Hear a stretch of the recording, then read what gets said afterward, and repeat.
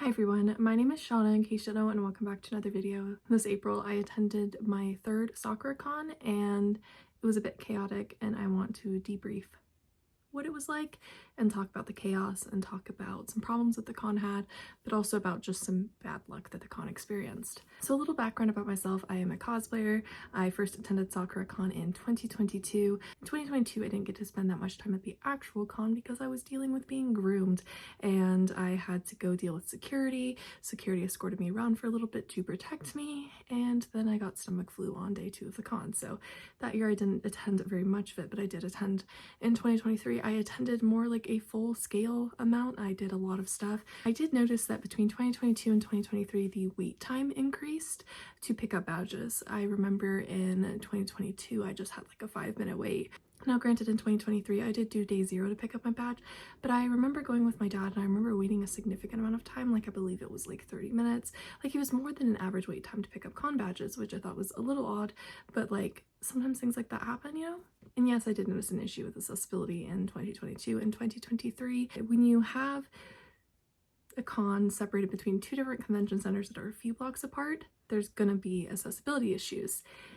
Now granted, I don't know what the best solution to that is, and I also feel like we should hold Emerald City Comic Con, what I'm wearing right here, we should hold this con to the same standard, because I always hear people talking about ADA problems at SakuraCon, and I'm like, we also need to hold Emerald City accountable because they have the same issue with using 2 convention centers. And also, as someone who uses ADA accommodations, Emerald City has a lot of other problems too.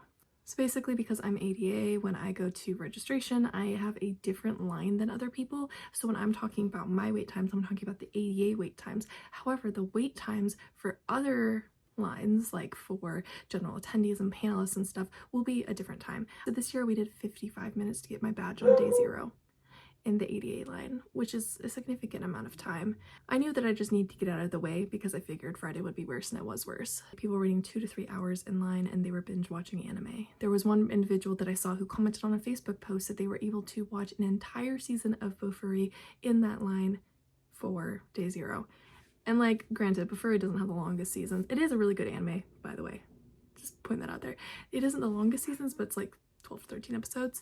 Now they print your full first and legal last name on the badges. I firmly don't believe that they should do that. I have had problems with being stalked in the past, and because of that, I don't like people knowing my real last name. Finnegan is not my real last name, despite what people may think. It is my online last name. And I have no problems admitting that out loud, but I'm not gonna come on here and be like, here's my real last name, because like I have dealt with stalking in the past and I don't want people to know my real last name. Like that's a boundary I set in place for most relationships. Now if we're gonna like room in an Airbnb and stuff, like of course I'm gonna tell you my real last name. If we're like super tight, yeah, I'm gonna tell you my real last name, but like generally I don't want people knowing my real last name. Anyways, that poses a problem for people who want to have privacy. It also poses a problem for trans people because their dead name will be on the badge if it is their legal name. And it also poses a problem of you have to show your ID when you pick up your badge. If you have recently changed your name, whether it be through marriage, whether it be through changing your name from your dead name to your actual name, you won't be able to pick up your badge. I know someone who waited 2 hours in the normal line on day 0. They made it to the front of the line to pick up their badge and was denied their badge because they had recently changed their name so the name on the badge didn't match up with the name on their ID. I personally think this issue could be solved by just not printing names on badges. I think there is no point to it. Because badges can be scanned, I think you can incorporate a name on the badge so that it's scanned on the badge, but you don't need to see the actual physical name on the badge. Now, usernames on the badge, I don't think is the end of the world, but at the same time, what I was hearing about why the lines were so bad on day 0 was that only 8 out of the 24 printers were actually working.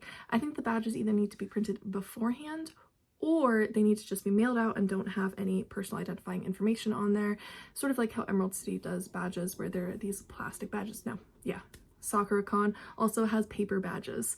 I feel like I need to bring one of my like badge holders from other events and just stick it in there. This is like the one from when I went to Universal last. I feel like that's what I honestly need to do because I'm always paranoid about that ripping. So yeah, I think I could definitely improve with the badges things. Oh, also I know someone who works on staff and they posted that multiple people were not showing up for the registration staff times that they were supposed to show up, which is definitely a big problem. I feel like if there was better communication, things would be a little different, or if they just like were like, screw it, we're just gonna give people the badges without personalizing it for their names. I feel like that would have been the best option. Now, on day one, most people missed out basically the entire con day if they hadn't picked up their badges on day 0, because people were waiting up to 5 hours to get their badge. I had a friend who was in line and I was bringing her food and drink because like she was waiting in that hot room where there wasn't good air circulation for literal hours. Like, it was the worst that I've ever seen. People were lined up outside the building. The room was crowded with people who were trying to get their badges. It was complete and utter chaos. And honestly, that is the thing I want the con to change the most. I think I've been seeing the registration system getting worse over time, and it needs to be dealt with. And I think simply doing the like physical like plastic badges instead of the paper badges would literally fix this entire issue, and mailing it out too.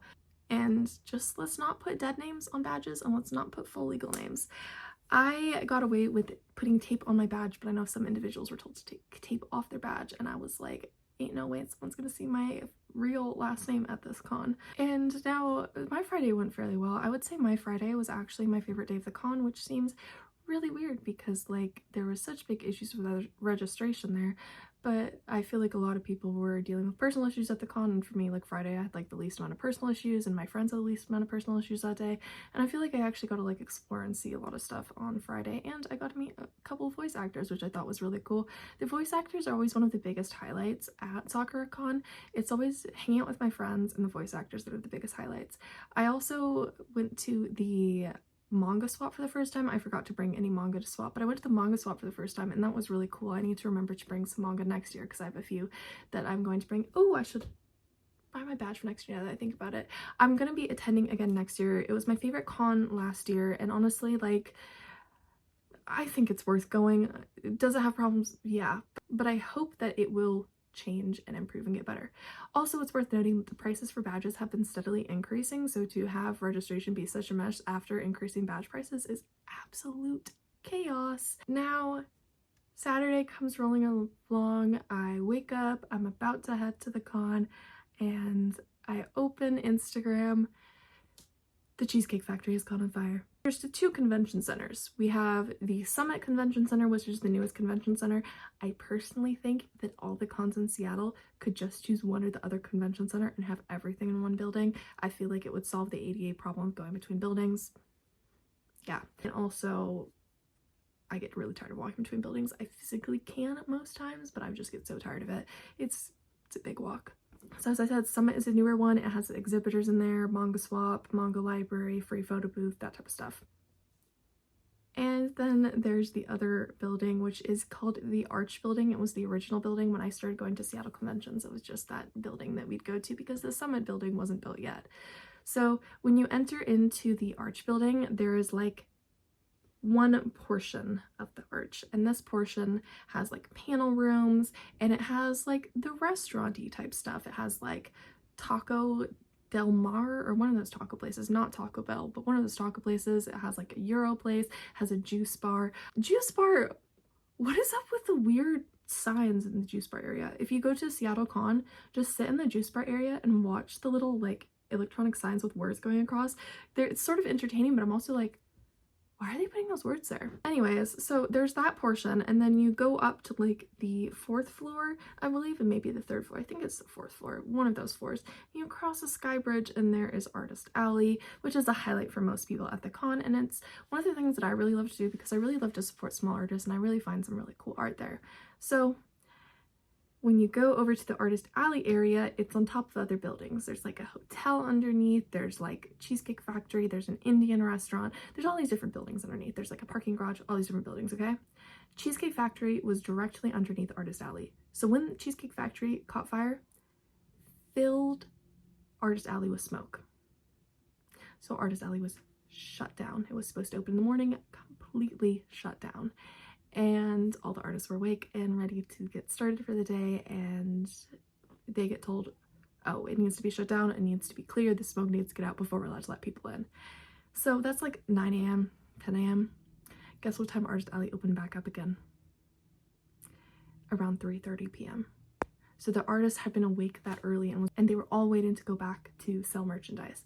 The Cheesecake Factory fire, nothing to do with the con itself, it was just really bad luck. So if you know any artists who were at SakuraCon, I really recommend going and supporting them and buying their stuff right now, because they really need all the support they can get, because a lot of them lost money due to the Artist Alley hours being not the greatest because of the fire. And then Artist Alley was extended by 3 hours so that the artist could sell more, which is great, and I think it was something that needed to be done, but at the same time, those poor artists have been awake all morning and had to stay up later, so going there, all the artists were like really tired and I felt really bad. So I was trying to get as many business cards as I could, and I was trying to support as many as I could. I got some really cool stuff while I was there. And then I went back to my friend's house that I was staying at, and we're just like chilling, and my friends started to get ready for bed, and I opened Instagram, and one of my friends who's staying at a hotel right next to the art convention center was like, is there another fire at the Cheesecake Factory? Like, why is there more fire trucks and ambulances coming in?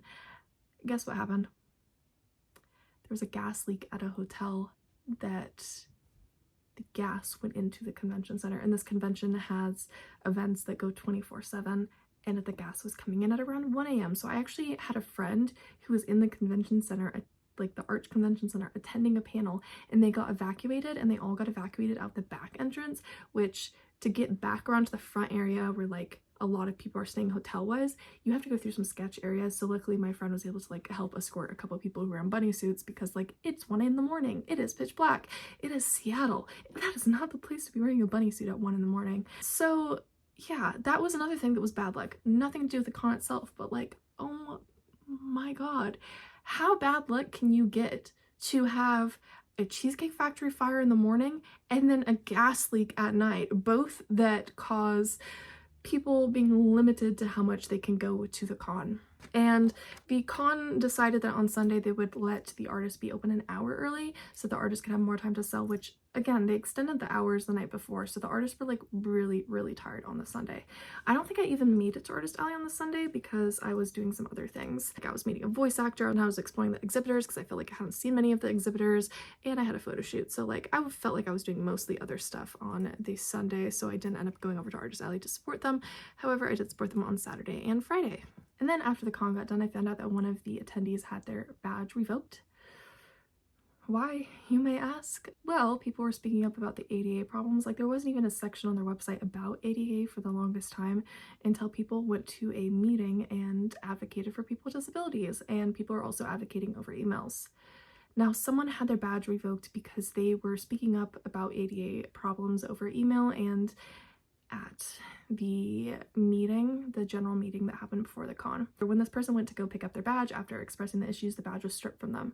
They were supposed to have a panel at the con, they were literally a panelist, and their badge got stripped, which is completely unacceptable. It was like a retaliatory punishment for someone speaking up about what is right, which is completely wrong, and it's something that a con should never do.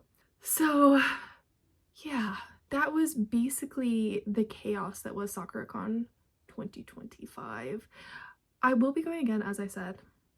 But what the hell happened this year? Like, Cheesecake Factory fire and gas leak, not the con's fault. Registration and revoking that person's badge, the con's fault. So the con needs to improve. There's a petition going around currently to get the head to step down. And there's a lot of people saying they will not be attending next year. I'm going to give it another chance. I think that it can improve if they listen to feedback. So I'm very hopeful for the coming years, but also I can't get my expectations too high because I have steadily been seeing this con fail at registration issues, like significantly get it worse each year since 2022. So yeah, that was basically SakuraCon. I did have a lot of fun. I did have some like personal issues going on, as I said, which like caused chaos, but I feel like literally every person I talked to was having some sort of personal issue going on at the con. So like, I don't know what's been going on with cons recently. Like KomoraCon last year and now SakuraCon this year, I feel like everyone was having some sort of personal issue. Yeah. Also, some of the attendees at SakuraCon were being like just gross and not great. Like one of my friends got sexually harassed. I know someone who was body shamed at the con by an individual, and I was like, what's going on? Like, what is this environment that the cons have been having lately where there is so much like just terrible behavior going on? Like, it was just chaos. So yeah, that was basically what happened with SakuraCon. I wanted to sort of debrief it for a little bit because it was a lot of chaos. People keep asking me like, what happened? Like, tell me more about the gas leak. And I'm like, I'm gonna tell you as much information as I can. I don't know all the information because like I wasn't at the con at 1 a.m. and also the con doesn't have the greatest communication about these problems. I also wanted to debrief things that I think the con should do better and things that were just pure bad luck and sort of just discuss it a little bit because like it was chaos. Also, guys, do you want to see something? So I'll give you 3 seconds to skip away because I'm about to show a bruise. 1, 2, 3. Guess who ran into a door frame on day 0? I am filming this on the Wednesday after the con and it still looks like that.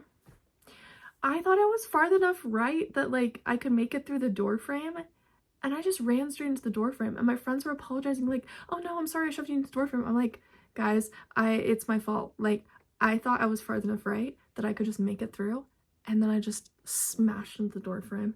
And I'm like, that is a perfect summary of the weekend. No, but really, someone help me with my clumsiness. I don't know why it's this bad. Anyways, if you'd like to see more of my SakuraCon coverage, more about like my cosplays and the happier moments that happen, you can check out my Instagram and my TikTok, which is the same username as it is here, NerdyPotsie. I have been uploading TikToks and videos and pictures from my con experience, and I have a little con highlight over on Instagram, like a little story highlight thing where you can see all my different stories I posted during the con. I am hoping for a better year next year. I hope that everyone who did end up going to the con had a good con despite all of the problems, and I hope that all of you decide to give the con a second chance, or at least decide to advocate for the con to improve, because I think both can happen. I think you can attend and I think you can also advocate, and I think those can go together and those can also go separate. So yeah, I'm interested in seeing how this con progresses, and if anything big happens next year with the con, I will keep all of you in the loop. I hope all of you are having a great week, and I will see all of you in my next video. Until next time, goodbye.